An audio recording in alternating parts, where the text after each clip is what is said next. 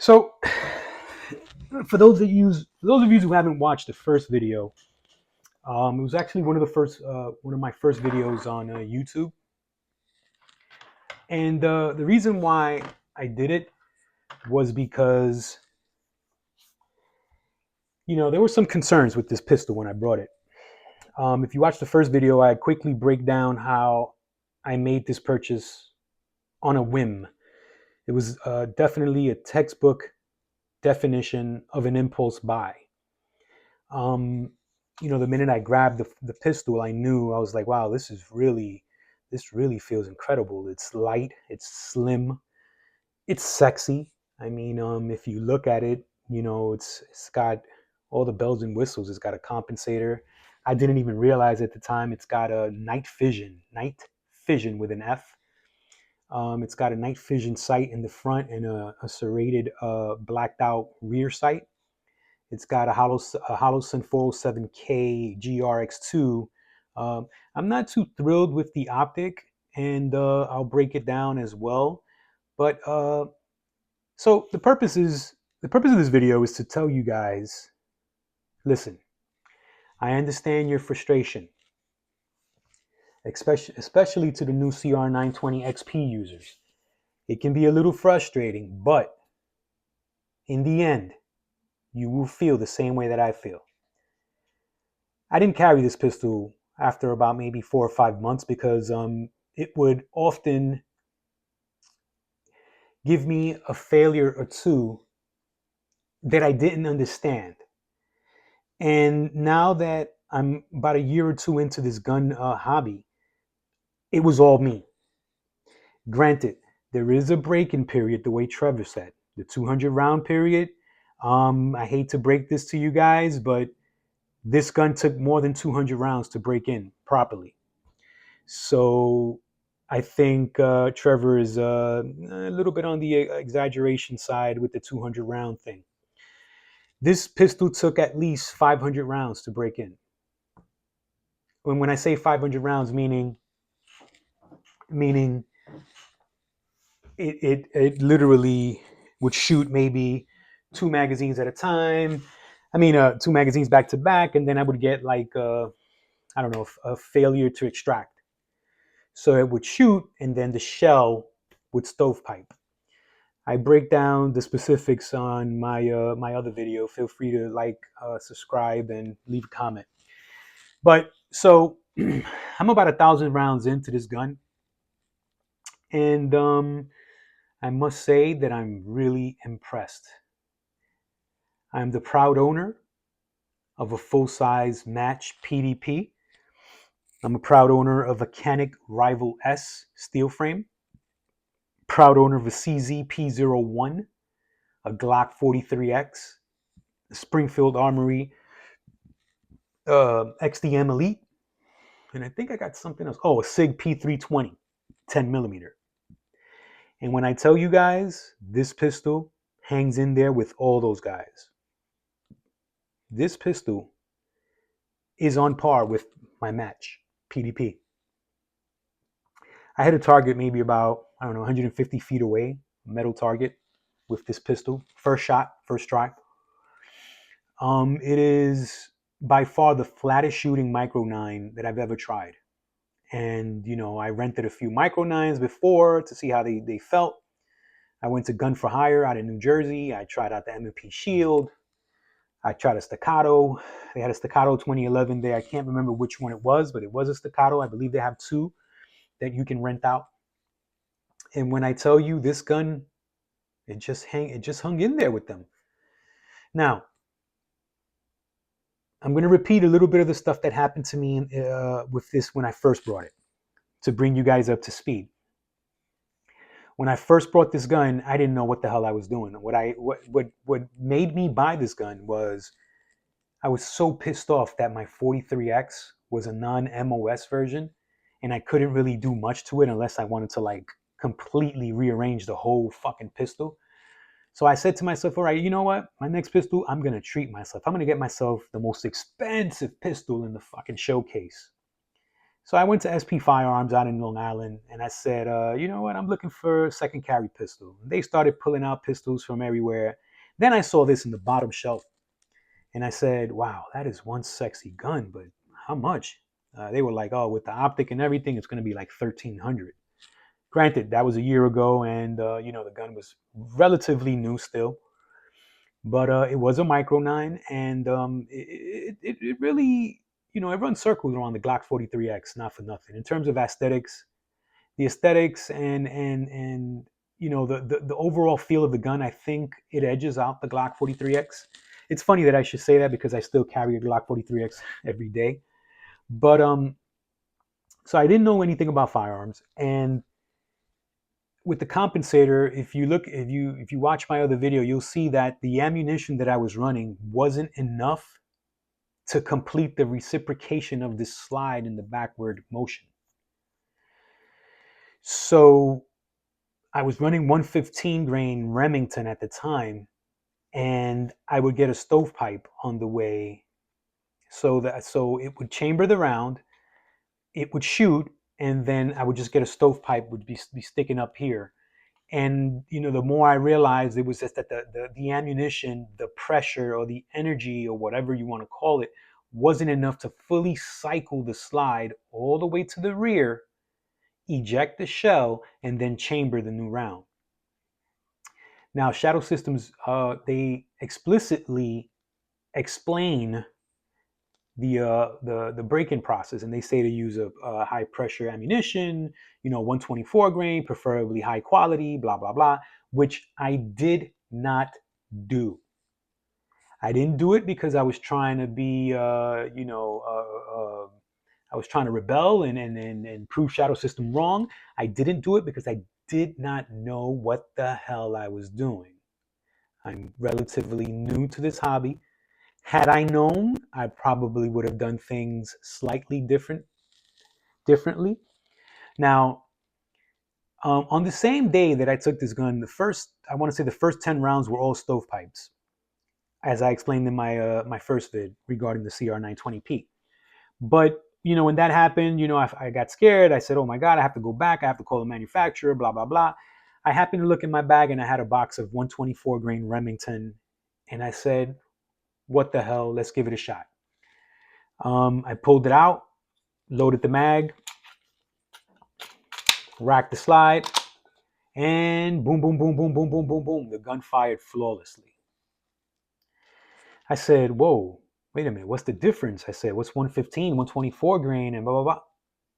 We all know the difference. There's a heavier, 124 grain is a heavier bullet, and it might be just the right amount of pressure to fully cycle this slide all the way to the rear and chamber the new round.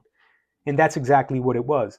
So, after about 20 malfunctions, three different magazines, I tried the 124 grain, the gun shot flawlessly. Now, when I say flawlessly, meaning it shot maybe 2 or 3 mags, and then there would be a failure to eject on like the third mag, and then it would run 3 more mags, and it would do maybe 2 or 3 malfunctions per range session. So you figure 2 or 3 malfunctions per hour and a half at the range, right? So now I'm feeling a little bit better about the gun, right? So, okay, no problem. I'm in New York City, so I got to wait 90 days between purchases. So I'm going to the range every day and trying stuff out. So I go to the range with my 124 grain, and boom, boom, boom, boom, boom, boom, boom, boom, boom, boom. The gun fires flawlessly. But previously, on the first day that I put the 124 grains through it, I said, you know what? I think it's all in my head. Let me go back to the 115 grains and let me put the 115 Remington in there and see if it does it again. Boom, rack the slide, cock the slide back, and stovepipe. There was a stovepipe on the first round. I cleared it, cycled the next round, and stovepipe. Now I knew it was the 115 grain. Went back to the 124, loaded another magazine, and boom, boom, boom, boom, boom, boom, boom, boom. Problem solved, guys. Now, fast forward, I'm like 2 or 3 months in, and now I got a membership at Target Sports. I'm getting ammunition at a low price, and I got 2 pistols, and I'm going. I'm moving with this. I like this stuff. I like shooting. I like pistols. Blah blah blah. I said, you know what? Ain't no need to fucking spend all this money on ammunition. I'm just going to the range and I'm shooting and wasting bullets. Let me get that cheap Blazer Brass 124 grain. So I got, I don't know, maybe about 10 boxes of Blazer Brass 124 grain. And, I go to the range a week later, boom, cycle, boom, fill up the mag and rack the gun, blah, blah, blah. Boom, boom, boom, boom, boom, shot flawlessly, no problem. Boom, I'm on my second mag and failure to feed. Failure to feed. Mind you, this is 3 months in, failure to feed. Now I'm feeling a little something. I said to myself, all right, maybe she's dirty, maybe it needs to be lubed, and okay, that could happen. All right, whatever. Boom, I clear the thing, I clear the malfunction, and I put a magazine and cycle the slide, and boom, boom, boom, boom, fires flawlessly. No problem. I'm on my third mag, I put another mag, I fill up 11 rounds, and failure to feed. I get another failure to feed. So now that's like the third mag, right? So I clear the malfunction. I take this gun, I put it to the side, I grab my 43X, I use the Blazer Brass, load up 11 rounds in the Glock 43X, and boom, boom, boom, boom, boom, boom, boom, boom. That gun fucking eats that thing up.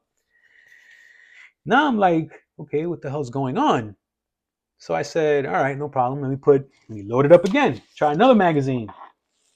Load it, and failure to feed.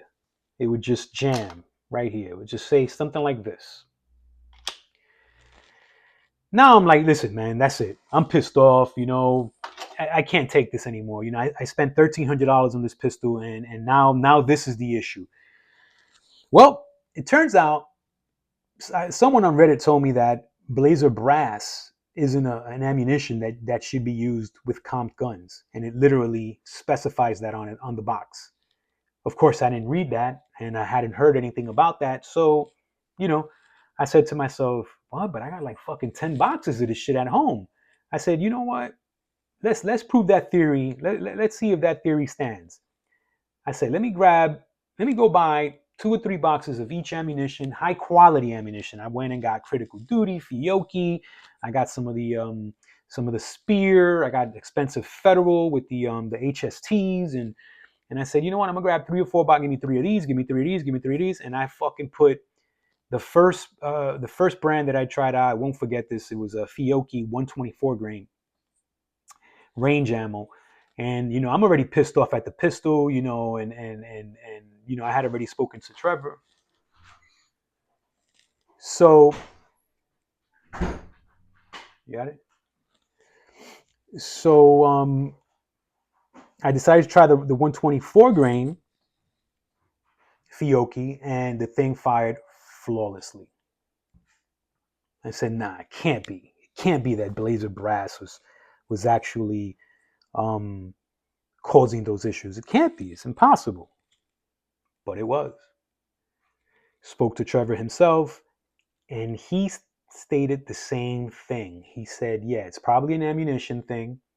Change up the ammo, and you'll see how the problem might or may not, go away. But thank God that the problem went away, because ever since then, it looks like maybe the gun still needed to be broken in. And for some reason, I would only put quality ammo through it ever since, I started going to the range. And lo and behold, after all the ammo, all the different types of ammo that I put through it, remember I went up in grain, I went up in grain, and I tried different name brands. So after doing so, the gun would eat 115 grain.